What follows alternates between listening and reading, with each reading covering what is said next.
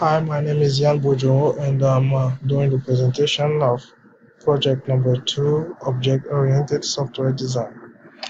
So let's start with the first file, the file view that contains my window class.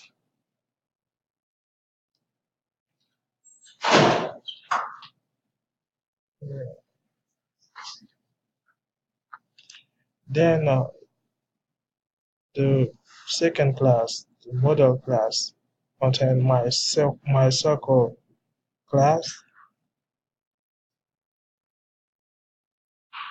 Here you have a preview of my circle class. Then my rect class, we have a preview of my rect class. My shape class, we have a preview of my shape class. My triangle class right here.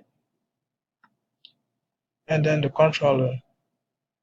The controller, you have add button listener class. You can see the content here. And then you have the show all button class.